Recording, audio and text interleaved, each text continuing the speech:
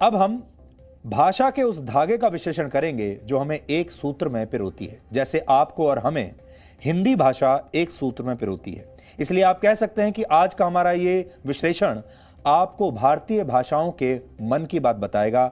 और आज हम ये समझने की कोशिश करेंगे कि भारत में जहां औसतन 20 किलोमीटर के बाद, हर 20 किलोमीटर के बाद भाषा और बोली बदल जाती है, वहां अंग्रेजी भाषा का फ्यूचर तो बहुत ब्राइट दिखता है, लेकिन भारतीय भाषाओं के मामले में स्थिति बड़ी दयनीय है, बड़ी खराब है। और इसीलिए हम अपने इस विश्लेषण की शुरुआत हिंदी के मशहूर कवि केदारनाथ सिंह द्वारा लिखी गई कुछ पंक्तियों से करना चाहते हैं। इन पंक्तियों को आप ध्यान से सुनिएगा, हो सकता है ये आपके भी मन की बात हो।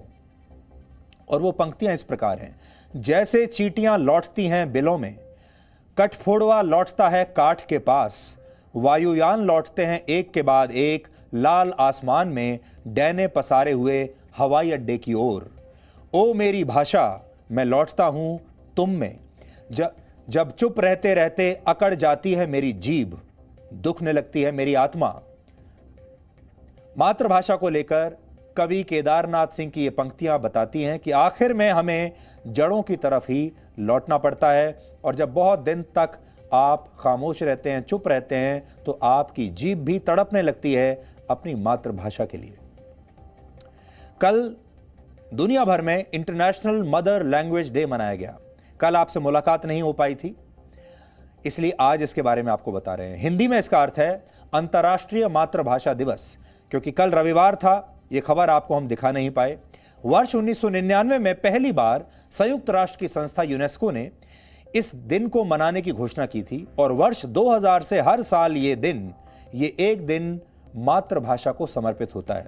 आप शायद अपनी मातृभाषा के बारे में यूं तो सोचते भी नहीं होंगे, लेकिन आज हम आपको बताना चाहते हैं कि मातृभाषा कितनी महत्वपूर्ण होती है।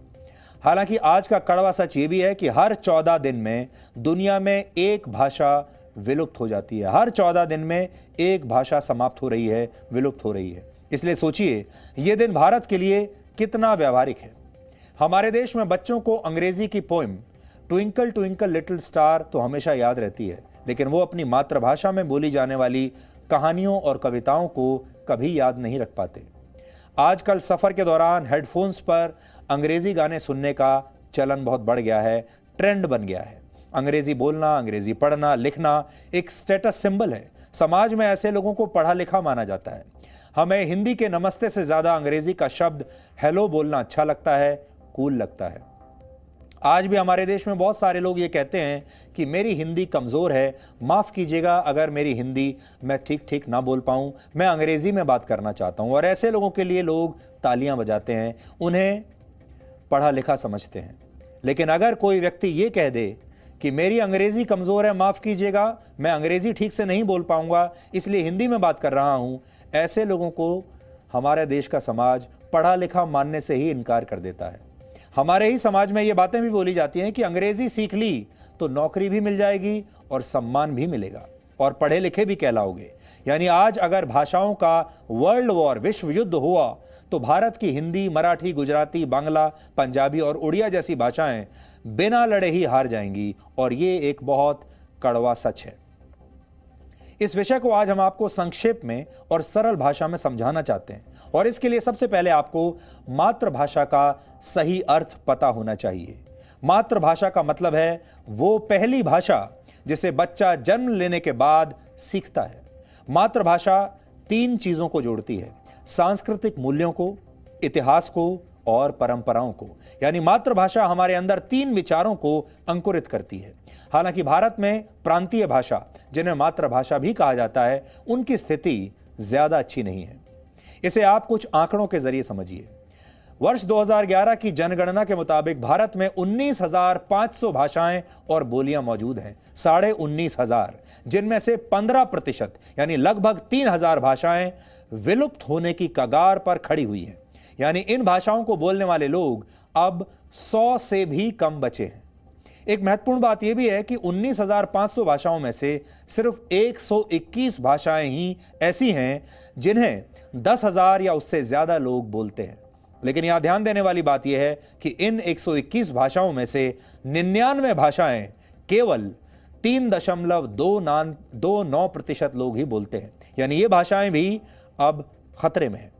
96.71% लोग बाकी बची हुई 22 भाषाएं बोलते हैं, और ये वही भाषाएं हैं जिन्हें भारतीय संविधान की 8वीं अनुसूची में आधिकारिक भाषा का दर्जा हासिल है। हालांकि वर्ष 1947 में भारत को जब अंग्रेजों से आजादी मिली थी तब यह संख्या सिर्फ 14 थी, लेकिन बाद में अलग अलग समय पर 8 और दूसरी भाषाओं को इसमें शामिल किया गया और इस तरह से यह आंकड़ा 22 तक पहुंच गया। इन भाषाओं के नाम आप इस समय अपनी टीवी स्क्रीन पर देख सकते हैं। ये देखिए, ये भाषाएं हैं भारत की भाषाएं। हिंदी भाषी 44%, जिन्हें अंग्रेजी आती है ऐसे 30%। भारत में अंग्रेजी भाषा को ज्यादा महत्व दिया जाता है, ये आप देख सकते हैं। कहा जाता है कि अगर अंग्रेजी भाषा आती है तो नौकरी आसानी से मिलती है। रिश्तेदार ऐसे लोगों को सम्मान की नजरों से देखते हैं। समाज, आपके दोस्त, आप जहां भी जाते हैं आपको सम्मानित नजरों से देखा जाता है और आपको वाकई में पढ़ा लिखा माना जाता है। ऐसे व्यक्ति को पढ़ा लिखा, होशियार माना जाता है। किसी व्यक्ति को अंग्रेजी आती है तो उसे सफलता आसानी से मिल जाएगी, ऐसी सोच भी उत्पन्न होती है। ये वो धारणाएं हैं जो हमारे अंदर शुरुआत में ही जन्म ले लेती हैं और हम इन्हें आगे चलकर जीवन भर ढोते रहते हैं अपने कंधों पर, जैसा कि आज हो रहा है। आज भारत की 44% आबादी हिंदी भाषी है, जबकि करीब 30% लोगों को अंग्रेजी आती है। इनमें ज्यादातर लोग वही हैं जो हिंदी बोलते हैं और हिंदी को अपनी मातृभाषा मानते हैं, लेकिन जब बात अंग्रेजी की आती है तो हिंदी को किनारे कर दिया जाता है। यही हाल दूसरी भाषाओं का भी है। इसे भी आप कुछ आंकड़ों से समझिए। 2014 में आई भारत सरकार की एक रिपोर्ट के मुताबिक भारत में 42 भाषाएं ऐसी हैं जो बहुत जल्द समाप्त हो जाएंगी। 5 भाषाएं ऐसी हैं जो अब बिल्कुल नहीं बोली जाती। इसके अलावा 15% भाषाएं विलुप्त होने की कगार पर हैं। भारत में एक और भाषा है जिसे माझी कहते हैं। इसे बोलने वाले हमारे देश में अब सिर्फ 4 लोग बचे हैं। सोचिए, सिर्फ 4 लोग, और ये लोग भी एक ही परिवार के हैं जो सिक्किम के गैंगटॉक में रहते हैं। और जैसे ही ये 4 लोग समाप्त होंगे, खत्म होंगे, वैसे ही ये भाषा भी समाप्त हो जाएगी। अगर पूरे एशिया महाद्वीप की बात करें तो यहां 2296 भाषाएं बोली जाती हैं, जिनमें से 38% भाषाओं पर विलुप्त होने का खतरा है। और यूनेस्को के मुताबिक इसकी 4 बड़ी वजहें हैं। पहली, गरीबी। दूसरा कारण है पलायन। तीसरी वजह है नौकरी से निकाला जाना, और चौथी वजह है भाषा की पूरी जानकारी न होना। कोई भी भाषा फूलों की माला की तरह होती है। माला टूटते ही फूल बिखर जाते हैं, और भाषाओं का स्वभाव भी ऐसा ही होता है। अगर किसी भाषा को बोला ही नहीं जाएगा तो वो भाषा समाज में महकेगी कैसे? और होता भी यही है। धीरे धीरे लोग उस भाषा को बोलना बंद कर देते हैं और फिर वो भाषा धीरे धीरे पीढ़ियों के साथ विलुप्त हो जाती है।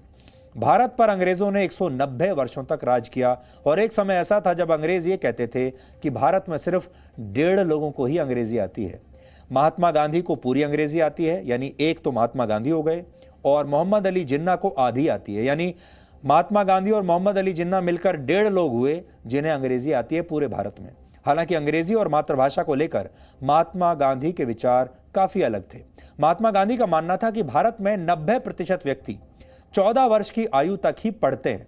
ऐसे में उन्हें उनकी मातृभाषा में ही ज्यादा से ज्यादा ज्ञान होना चाहिए। वो ये भी कहते थे कि विदेशी भाषाएं बच्चों पर गैर जरूरी दबाव डालने, रटने और नकल करने की प्रवृत्ति को प्रोत्साहित करती हैं, और इससे बच्चों में मौलिकता का अभाव पैदा होता है। गांधी जी के विचार स्पष्ट थे। वो अंग्रेजी भाषा के खिलाफ नहीं थे, लेकिन वो इसके लिए तैयार भी नहीं थे कि अंग्रेजी के लिए मातृभाषा को भुला दिया जाए। लेकिन आज कुछ ऐसा ही हो रहा है, और आप कह सकते हैं कि अंग्रेज तो 1947 में ही भारत छोड़कर चले गए थे, लेकिन अंग्रेजी आज तक हमारे देश के डीएनए से गई नहीं। अंग्रेज तो चले गए, लेकिन अंग्रेजी आज भी हमारे ऊपर शासन कर रही है। अंग्रेजी का राज आज भी हमारे देश में चल रहा है। आज हमारे पास आपके लिए एक सवाल भी है, और वो सवाल ये है कि क्या आप अपनी मातृभाषा को जिंदा रखने के लिए कोई कुर्बानी दे सकते हैं? आप अपनी मातृभाषा के लिए कितनी बड़ी कुर्बानी दे सकते हैं? क्या जान दे सकते हैं? अब आप इसे एक कहानी के जरिए समझिए। यह कहानी है 1952 की। वर्ष 1952 में भारत के विभाजन के बाद ईस्ट पाकिस्तान में एक आंदोलन शुरू हुआ था। ईस्ट पाकिस्तान यानी जो आज का बांग्लादेश है, यही ईस्ट पाकिस्तान बाद में बांग्लादेश बना। उस समय बांग्लादेश के लोगों पर जबरदस्ती उर्दू भाषा थोपी जा रही थी पाकिस्तान द्वारा, क्योंकि वो ईस्ट पाकिस्तान था। इसलिए वहां लोगों को मजबूर किया गया कि आप बांग्ला नहीं उर्दू बोलिए। बांग्ला भाषा बोलने वाले लोगों ने इसका विरोध किया और कहा कि हम उर्दू नहीं बोलेंगे, बांग्ला हमारी मातृभाषा है और हम बांग्ला ही बोलेंगे। इसके बाद ढाका यूनिवर्सिटी के छात्रों ने इसके खिलाफ एक आंदोलन छेड़ दिया। क्या आंदोलन था? यह आंदोलन उर्दू के खिलाफ था और यह आंदोलन बांग्ला भाषा के पक्ष में था। उस समय यूनिवर्सिटी के छात्र अपनी मातृभाषा के लिए सड़कों पर उतर आए। इन छात्रों को रोकने के लिए तब की पाकिस्तान सरकार ने सेना को सड़कों पर उतार दिया और प्रदर्शनकारियों पर अंधाधुंध गोलियां चलाई गईं। इस संघर्ष में तब 4 छात्रों की मौत हो गई थी और यह सब कुछ 21 फरवरी 1952 को हुआ था। और बाद में इन्हीं छात्रों की याद में 21 फरवरी 1999 को यूनेस्को ने अंतर्राष्ट्रीय मातृभाषा दिवस मनाने की घोषणा की। हर साल 21 फरवरी को अंतर्राष्ट्रीय मातृभाषा दिवस मनाया जाएगा, जो कि कल था। लेकिन सोचिए, क्या आज लोग अपनी मातृभाषा के लिए इस तरह की कोई कुर्बानी दे सकते हैं, अपनी जान दे सकते हैं? ऐसा नहीं है कि सिर्फ भारत में भाषाओं को लेकर यह स्थिति है। अंग्रेजी और दूसरी भाषाओं के बढ़ते प्रभाव की वजह से कई और देशों में भी बोली जाने वाली क्षेत्रीय भाषाएं विलुप्त हो रही हैं। इसे आप कुछ उदाहरणों से समझिए। हर 14 दिन में दुनिया में एक भाषा विलुप्त हो जाती है। हर 14 दिन में एक भाषा विलुप्त हो रही है। आप कह सकते हैं कि जितने दिन में कोरोना मरीज के संपर्क में आए व्यक्ति का क्वारंटीन पूरा होता है, उतने दिन में एक भाषा मर जाती है। इंडोनेशिया में 707 भाषाएं बोली जाती हैं, जिनमें से लगभग आधी भाषाएं ऐसी हैं जिन्हें बोलने वाले लोग अब गिनती के ही बचे हैं। मलेशिया में 136 भाषाएं हैं, जिनमें से 112 भाषाएं विलुप्त होने की कगार पर खड़ी हैं। इसी तरह दूसरे देशों में क्या स्थिति है, आप अपनी टीवी स्क्रीन पर देखिए। ये सब आपकी टीवी स्क्रीन पर आ रहा है, जहां जहां उन देशों में कैसे भाषाएं अब विलुप्त होती जा रही हैं। यूनेस्को के मुताबिक दुनिया भर में 6700 भाषाएं मौजूद हैं, जिनमें से लगभग 2500 भाषाएं ऐसी हैं जिन्हें बोलने वाले लोगों की संख्या 10,000 या उससे भी कम बची है। 178 भाषाएं ऐसी हैं जिन्हें 10 से 50 लोग बोलते हैं, जबकि 146 भाषाएं ऐसी हैं जिन्हें बोलने वाले लोग अब 10 से भी कम बचे हैं। सोचिए, सिर्फ 10 लोग बोल रहे हैं एक भाषा। यही नहीं, वर्ष 1950 से लेकर अब तक 230 भाषाएं पूरी तरह से मर चुकी हैं। ये आंकड़े आज हमें एक संदेश भी देते हैं कि अगर हमने अपनी मातृभाषा को लेकर गंभीरता नहीं दिखाई, तो वो दिन दूर नहीं जब हम संवाद तो करेंगे, बातचीत तो करेंगे, लेकिन उस संवाद में कोई भावनाएं नहीं होंगी। आपको ऐसा लगेगा नहीं कि आप अपने दिल की बात कह रहे हैं। बात, भावनाएं दिल से तो निकलेंगी, लेकिन जुबान पर आते आते दम तोड़ देंगी। और आप में से बहुत सारे लोग ऐसे भी होंगे जो अपनी मातृभाषा से बहुत प्यार करते होंगे और अपने घर में मातृभाषा बोलने की कोशिश भी करते होंगे। मातृभाषा असल में उसकी आदत तभी छूट जाती है जब आप अपने घर से किसी दूसरे शहर, किसी दूसरे राज्य या किसी दूसरे देश में काम करने के लिए जाते हैं। वहीं से मातृभाषा का बोलना कम होता चला जाता है।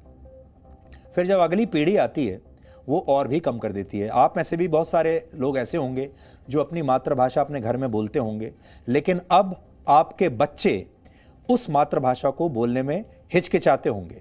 और जैसे ही ये पीढ़ी आगे बढ़ेगी, आपकी मातृभाषा दम तोड़ना शुरू कर देगी। इसलिए आज ही इसे रोकिए। अपनी मातृभाषा से हर कीमत पर प्यार कीजिए। मातृभाषा भी माँ के समान है। जैसे अपनी माँ से हम प्यार करते हैं, अपनी धरती से प्यार करते हैं, अपने देश से प्यार करते हैं, उसी तरह आपको अपनी मातृभाषा से भी प्यार करना चाहिए और ये सुनिश्चित करना चाहिए कि आपकी मातृभाषा हमेशा ऐसे ही पीढ़ी दर पीढ़ी मजबूती के साथ चलती रहे, वो विलुप्त ना हो। ये अब आपकी जिम्मेदारी है, आपके परिवार की जिम्मेदारी है और आपकी अगली पीढ़ी की भी जिम्मेदारी है। इसलिए अपनी अगली पीढ़ी को भी आज का हमारा यह विश्लेषण जरूर दिखाइए।